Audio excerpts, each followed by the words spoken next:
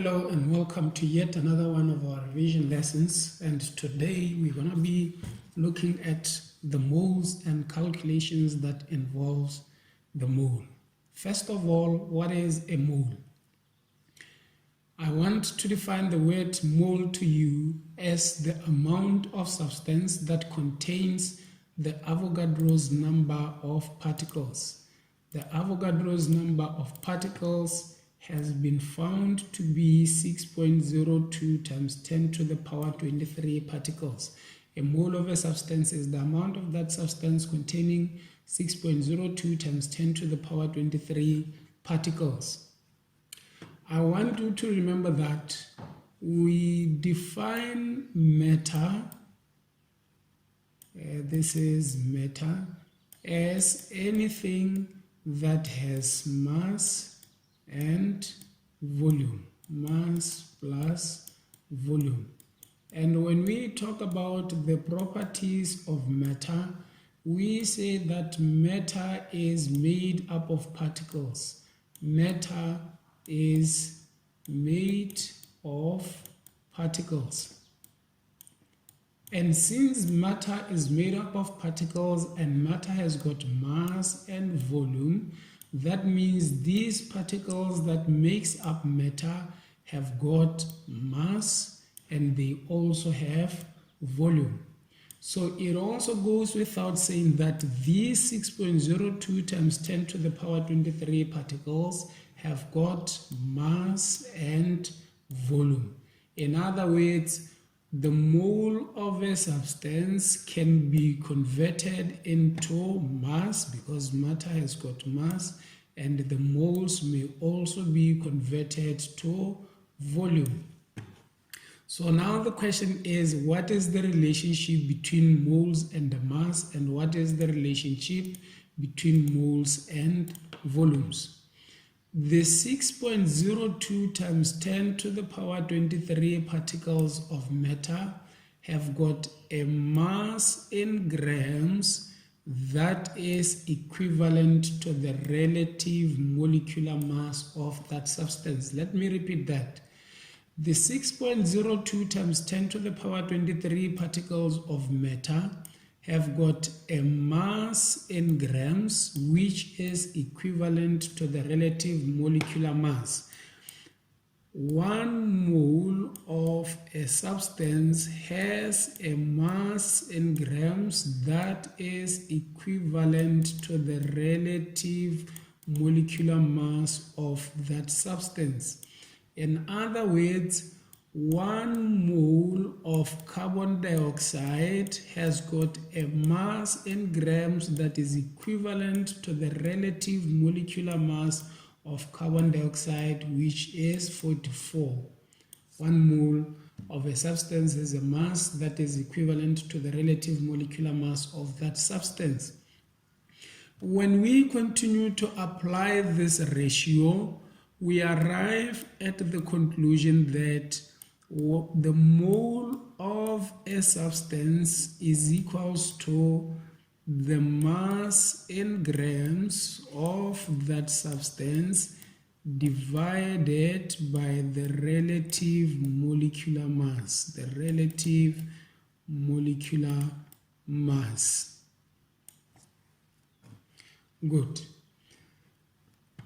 The 6.02 times 10 to the power 23 particles have got a certain volume, and at room temperature and pressure, these particles cover up a space of 24 decimeter cubes. They occupy a volume of 24 decimeter cubes.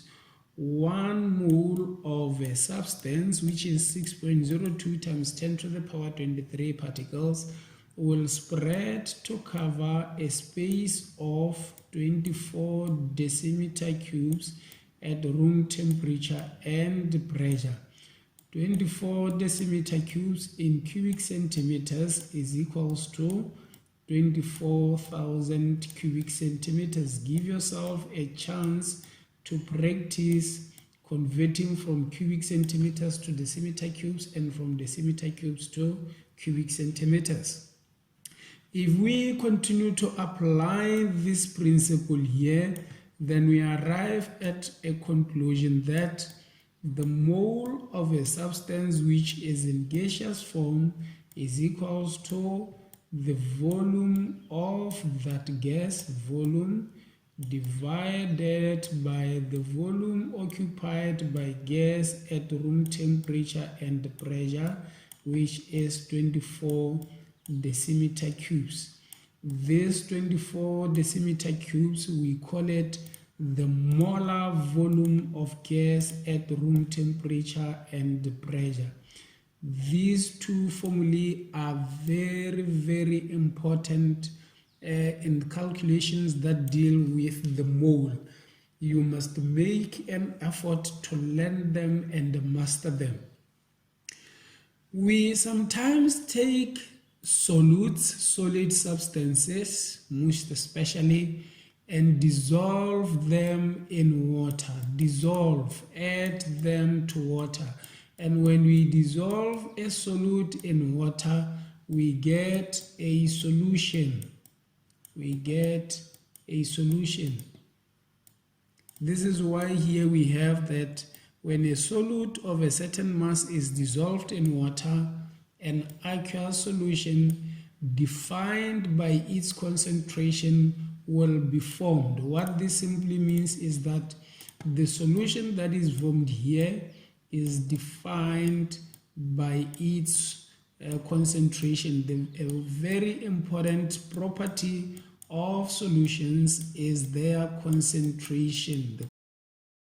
The concentration of a solution is defined as the amount of solute, which can be in terms of moles or in terms of mass, divided by the volume of that solution. Concentration is the amount of solute in a given volume of solution. Concentration is equals to the amount of solute, moles, if that amount is in terms of moles, divided by the volume of solution. Or the concentration of a solution is equals to the mass, if that concentration is expressed in terms of mass, or if the amount of solute is in terms of mass, mass divided by the volume. This is the third formula that you will meet with when you do calculations that involve the mole. I cannot overemphasize the importance of these three formulae.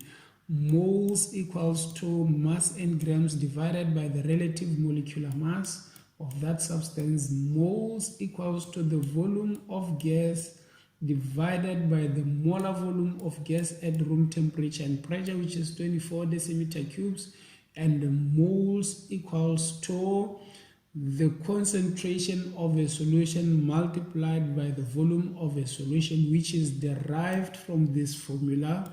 The concentration equals to the moles of solute divided by the volume of solution. There are some times when we meet situations where we are required to find the number of moles of a substance, but we have insufficient information to apply any of these three formulae in order to find the moles of such a substance. In that case, we turn to the stoichiometric ratio. We apply the stoichiometric ratio in order to find the number of moles of such a substance. Where we have insufficient information to apply any of these three formulae to calculate the number of moles of that substance. Why do you apply a stoichiometric ratio? Because we know when a chemical reaction takes place, the way in which the reactants combine and the products are formed is controlled by the stoichiometric ratio. It doesn't just happen anyhow. it goes according to the stoichiometric ratio. By the stoichiometric ratio, I'm referring to the numbers that are used to balance the equation. As an example, in the reaction equation, sodium plus oxygen gas to produce sodium oxide Na2O. This equation will be balanced as 2 moles here and 2 moles here. The stoichiometric ratio from this equation is 2 moles of sodium to 1 mole of oxygen gas to 2 moles of sodium oxide. By the way, that is not 2, this is 4, so the stoichiometric ratio will be 4 moles of sodium to 1 mole of oxygen gas to 2 moles of sodium oxide. This is what we call the stoichiometric ratio, the numbers used to balance the equation. So the stoichiometric ratio, which is the mole ratio from reaction equation, can be used to find the moles of one substance in a reaction. And this is applied where you are required to find the moles of a substance, but you do not have sufficient information to apply any of these three formulae that says moles equals to mass in grams over the relative molecular mass, and the moles equals to the volume of gas, the volume divided by the molar volume of gas at room temperature and pressure, 24 decimeter cubes, and moles equals to the concentration of the solution, concentration multiplied by the volume of the solution. So if we have insufficient information to apply any of these three formulae, that is when we will turn to the mole ratio from reaction equation. The whole concept of calculations that involve the mole revolves around these four principles: the mole ratio from reaction equation, the mole ratio from reaction equation, and these three formulae. If you can't learn these four principles, you are always going to struggle with questions that involves the mole. If you can learn these principles and master them and remember them, you will always find it easy dealing with questions that involves the mole.